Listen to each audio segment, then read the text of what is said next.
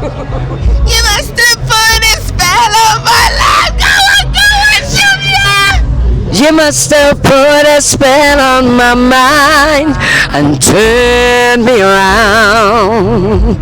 Yeah. Hey guys, you are tuned into the Kadisha show, and listen, I'm still down here at Reggaeland 2025, and I bumped into one of the amazing. I grew up on this singer, and I can't even believe out of all my career of interviewing everybody, I'm actually sat here with SYLVIA TELLA. How are you?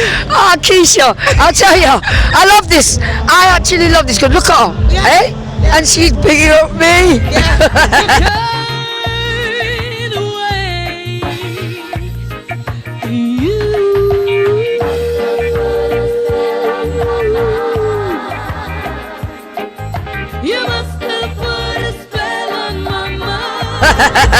First of all, let's talk about the festival. How does it feel to be here at Reggaeland 2025? It's brilliant. I mean, I was here yesterday, right? So I got to see a whole heap of artists yesterday, and I'm here today courtesy of Top Cat, because he's performing later on. And but the question here everyone's asking is, what time is SYLVIA TELLA on it? You're not performing this year? No, love, no. Well, they have to deal with my manager. Yeah. You know what I mean? The price can't come to me anymore. That's for all you promoters out there. Stop phoning.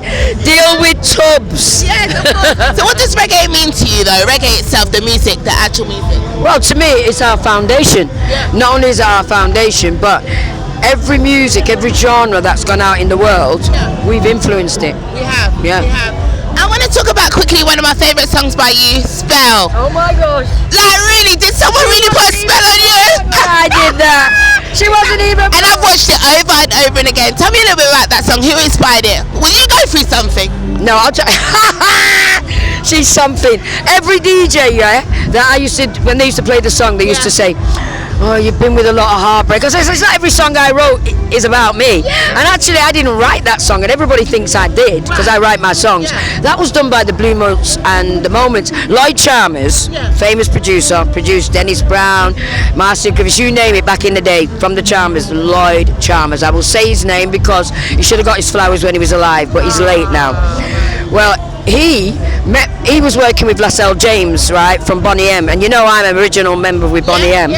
So he played some music of mine to Lloyd Chalmers, and Lloyd Chalmers said, oh, I want to do an album with her. So Lascelles said, oh, let me introduce you, and I was like, what, do an album? This was my first album, the debut album, which was Spell. So he gave me two sets of songs, one from the Blue Notes, one from the Moments, and he said, you got 2 weeks to learn that, right? And then you got 2 days in the studio. That was Chalk Farm. You remember Chalk Farm? That was before Easy Street and all of them. So I did that album, right? I learned the songs in 2 weeks, recorded it in 2 days. Can't believe that it's 40. What? I was my daughter because I gave birth the next day, right? And she's 44 this year, right? And give you the joke, that song is now in the all-time 500 selling songs of all time. Wow. So I'm like, wow, yeah. Do you know what I mean? SYLVIA TELLA, you've done so much in your career, man. When I look at some of your videos, you started so young. Yeah, I did. I was 15. What would you say is your greatest achievement to date? Having kids and seeing my grandkids. Wow, okay. Yeah, because I was told I couldn't have children. And then I'd had, a few miscarriages. And on the road when you're touring and everything, you live a different lifestyle, you eat all kinds of times. So your metabolism, everything. So I think through that, I was like, and even when I had the ones that I had, they came premature, like 7 months. 6 foot odd, and doing very well, and excellent children, and give me 10 grand. Yeah. Oh, you'd like my son. Yeah, you would. No, but listen, Sylvia, I want to ask you another question quickly. There's a lot of women in business. You're a very stunning woman, and I find that in the business, a lot of women go through. It's a male-dominant business, and I feel like, is there any advice you can give to women? Because a lot of people complain to me on my show and say, it's hard to get through the business because men are it's male-dominant, and they end up liking you. And you are so gorgeous. You must have been through hell. So I didn't, because I'll tell you my secret. I was brought up with 3 brothers, and I had to learn to fight. Right. Try it with you. So they don't try. No musician tries. I remember a few of the musicians. I'm not even going to name names. They used to say, "Don't bother with that one." You know what I mean? So just keeping your head straight. Yeah, and plus when I started in the business, I was young. I was 15 and a half. I was working with Bonnie M. Yeah, and then I grew in the business. Then I married the lead singer's brother, which is Burnell. That was Liz Mitchell from Bonnie M. And that's who I had all my children with. So I was on the road on tour, right, from young, and I was engaged from 17. I had children from 21. Wow, so that I was juggling constantly. And then so for 16 years everything was great. Then the worst comes when you're on your own and you have to bring up children and you have to still do your music. This is where the strength comes in. This is where you have to remember that, you know, you're wonderfully, beautifully made and you're here for a purpose, you know, and everybody has their own frequency and energy to bless people with, you know. Doesn't matter what job it is. And when I look at the young up and coming, I was one of them in Manchester, right, and people would say, what, you, a snotty-nosed kid going on stage? Nah. And look at you now, you're Sylvia Teller. But the Sylvia Teller, I love it. Somebody else said that to me. I goes, no, I'm Sylvia Teller. He goes, no, you're the Sylvia Teller. But I want to say, look, because this is a quick interview. Obviously, we're catching up at the festival today. But I want to ask you about your new single. Well, it's not out yet. You know, but that's not out yet. But Queens of the Ghetto. Oh, yeah. I want to get you in properly and have a good sit-down conversation with you. But Queens of the Ghetto, just touch on that. Okay, well, Queens of the Ghetto, I was nominated Queen with a few other women, right? It's a big thing. It was all over the internet, and I passed the baton this year. I've had it now for 3 years, right? And what happens is you nominate people who do things in your industry or do things in the community. You're just recognizing someone's greatness. So I've recognized a community leader called Abina. She's a musician, but locally, right? Never had the recordings and the success, you know, that most of the artists that you see here today, but she contributed a lot to the community, inspired a lot, and I just believe that people should get their credit while they're alive, you know. So she's the one that I've nominated, and each queen, because there's about, I'll send you some information on it, but if you go, can I join? If you got, in fact, probably nominate you next year.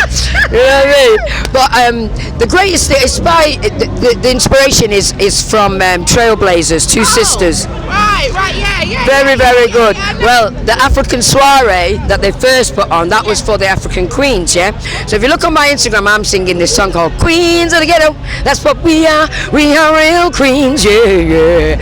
And my son saw it on Instagram with me and the queens. We were all kind of off our face, right? And we're dressed up, and he goes, Mom, you've got to finish that song, man, and put it out. I was like, no, it was an idea. He said, no, I'm telling you. Anyway, I sent a message to all people I know on my WhatsApp saying, what's your definition of a queen? Let me ask you, what's your definition of a queen?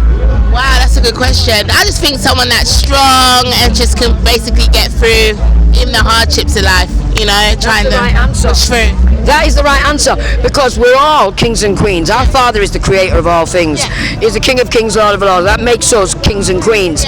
Once you don't recognize your power, it becomes weak, right? So when you recognize it, that is the truth.